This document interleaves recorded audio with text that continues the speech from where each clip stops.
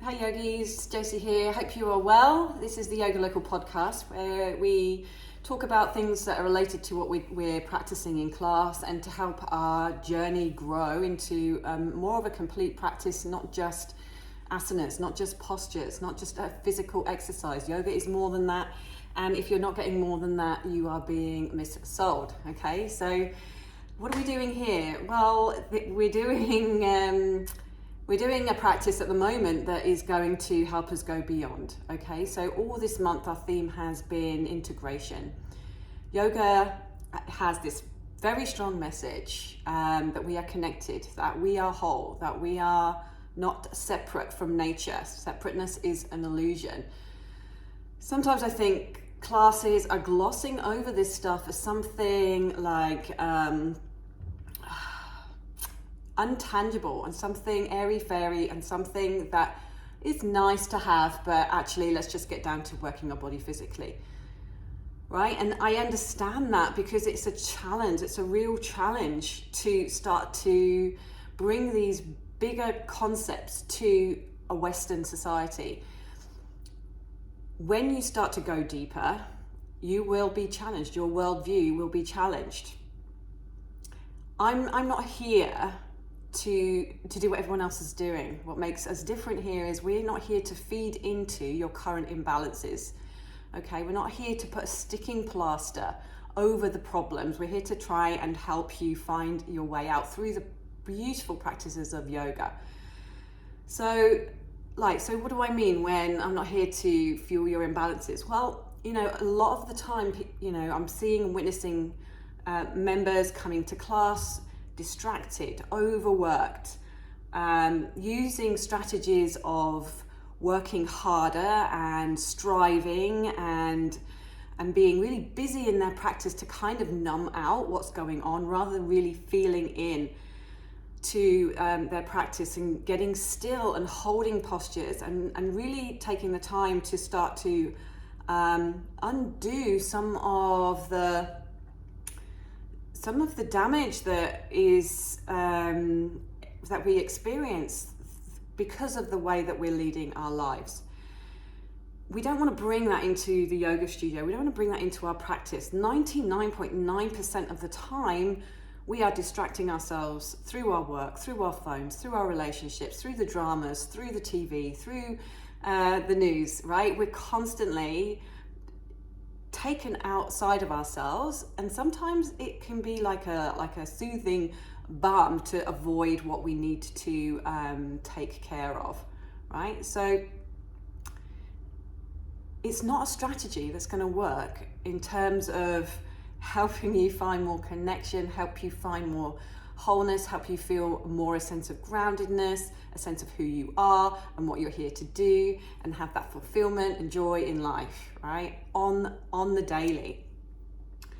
So as a yoga teacher, and I guess yoga studios all over the world, we're challenged as well, right? We're challenged to go beyond what everyone else out there is doing just to bring people in onto the mat, right? Feeding into that you're in balance, getting you kind of distracted in your practice, working without holding postures for long times, having a fast-paced, maybe vinyasa style flow.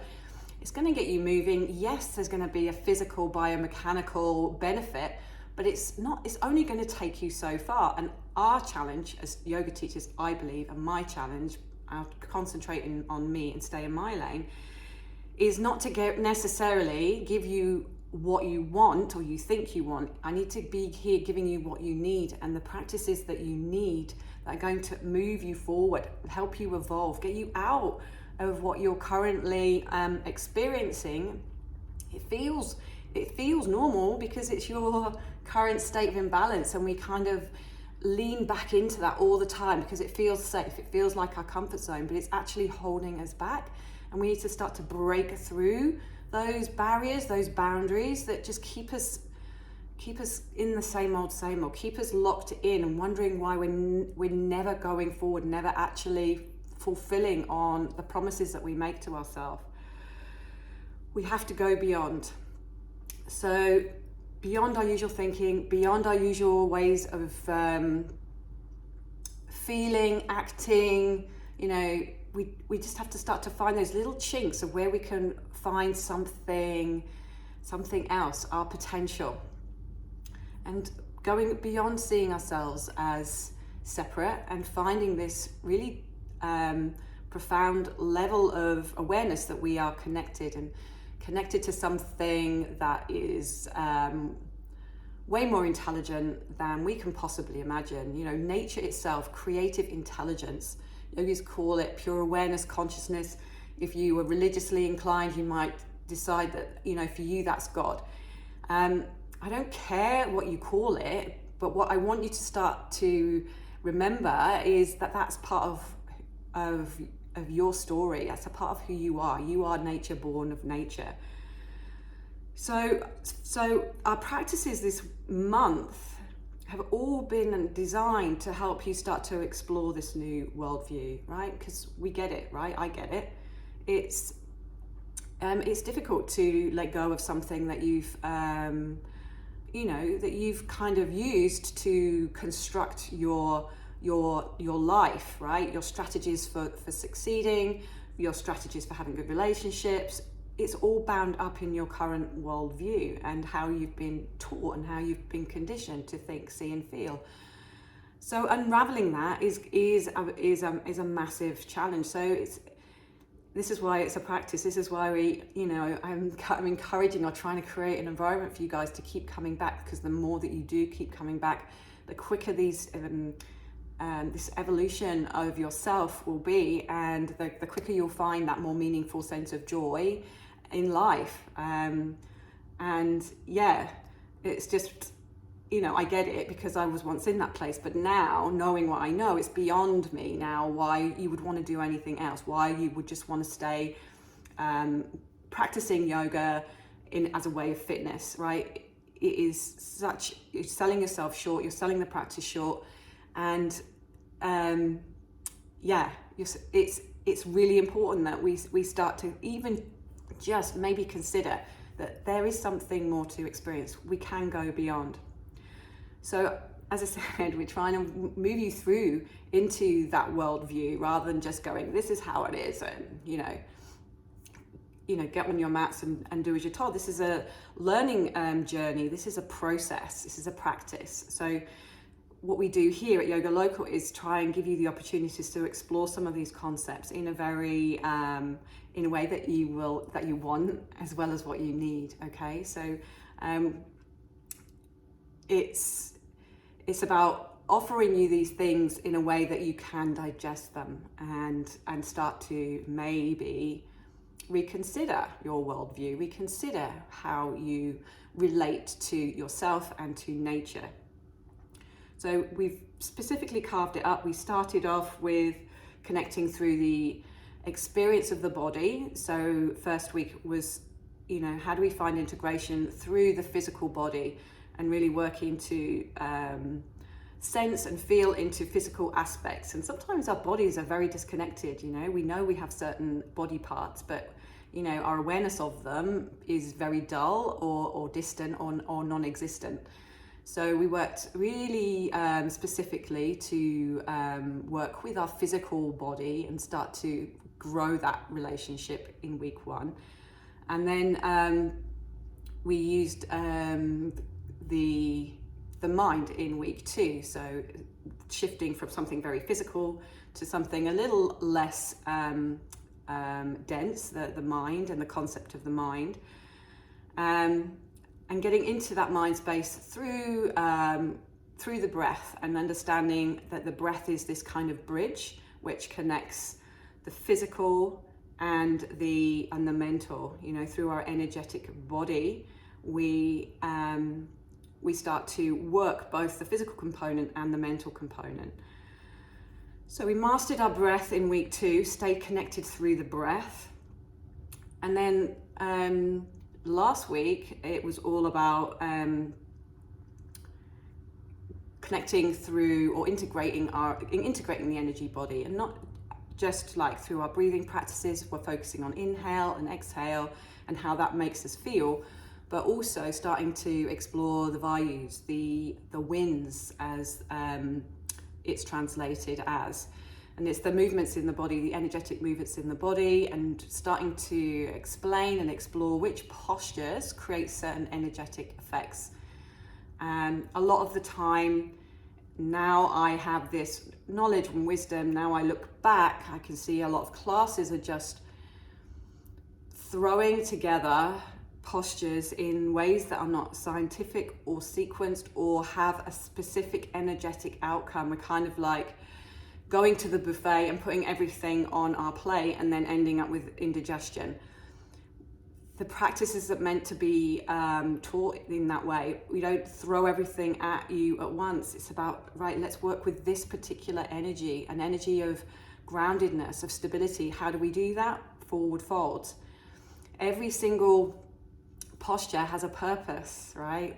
It has a dharmic purpose and a reason, and they all prepare for the next posture, and they're all designed to counter the posture that we've just done. And unless we're working in that way, unless you're understanding of those energetics, it's it's a little bit like throwing paint at a wall and expecting, a masterpiece to emerge. So that was last week, working through the values, and then this week it's all about going beyond and connecting to ourselves as nature, as born in nature, of nature. So we're going to focus on the principles of Ayurveda. Ayurveda is a sister science to yoga. You can't really understand yoga unless you understand Ayurveda. So Ayurveda has these principles called doshas, and doshas are basically imbalances.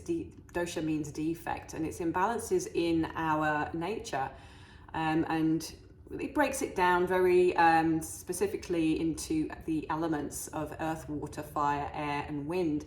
And when we start to look at life through the lens of the doshas, of qualities of the doshas, earth being solid and grounded and stable, water, fluid, cohesive, bringing that connectivity, fire, bringing that element of luminosity and heat and metabolism. The whole remit of elements all have qualities that are represented wherever you look in nature. You can find these qualities. And when we start to be able to identify those qualities, we can then look for imbalances. When these elements in nature are highly exaggerated, out of balance, right? So then we start to work and weave in practices that can bring balance back. Okay, so we're going to be working with the doshas. We're going to be working with a pitta pacifying practice, which is there to decrease the element of fire and water, so balancing out heat, too much heat in the body, and too much steam. And this is just overview of, so just to give you an idea, Vata dosha, which is constituted with the elements of space and air. So there's a lot of movement, a lot of activity. That the Vata dosha is what keeps the mind spinning. So we'll be doing some practices that help to balance that particular dosha, bring the mind back into the body, ground the mind, stabilize the mind. And then Kapha dosha, which is the elements of earth and water. And I always describe this as, mud, earth and water coming together. Too much creates mud and stickiness and heaviness. And we can feel all those qualities in the body. When we have too much Kapha dosha, we feel lethargic, we feel stuck in our ways, we can't get out of our current patterns. Maybe we feel a little lethargic, fatigued. So, we then have to think about how we rectify that, how we bring the balance back, and that would be by heating things up a little bit with some fire. So it's a real amazing science. It's got so many nuances, but it works. And if we practice in a way that works with our nature, if we can start to identify what's playing out, where we're imbalanced, why we feel disconnected, why we feel separate, then we can start using the practices. All these practices, beautiful practices from the yoga tradition, are there to help us find balance as that journey back to the self, because we are never going to find it when we are in distraction, when we are overworked, when we're stressed out, when we're too busy doing this, that, and the other, catering for everyone else's needs but our own. It's just not going to happen. And we'll always be in that place of, I'm not quite sure what I'm doing here. I'm not quite sure who I am. That feeling of discontent with life, like, let's stop that, right? Let's at least acknowledge that's what's going on and start to use these practices to bring us back home. And that's what we're here to do. So, going beyond is a challenge. It's a challenge for me to bring these practices into the Western model of yoga, because not many people are doing it, because there's a lot of resistance. There's a lot of people who want to stay in their familiar. And so, I get it. It's easy just to give you what you want rather than what you need. But please think about it. What's the better price? Don't trade your diamond for a lettuce, as the yoga tradition has taught me, right? So go beyond. I'm encouraging you all to go beyond. Don't be afraid to step into what's unfamiliar. That is the key to your growth. That is the key to your evolution. And that's the key to you going deeper in your yoga practice. And I'm hoping that I've inspired you enough to come and practice with us and learn more. So if any of this resonates with you, please keep the conversation going. Please use whatever platform you're watching this on to get back in touch. And also, please come and join us for a class. We'd love to see you. Okay, bye for now.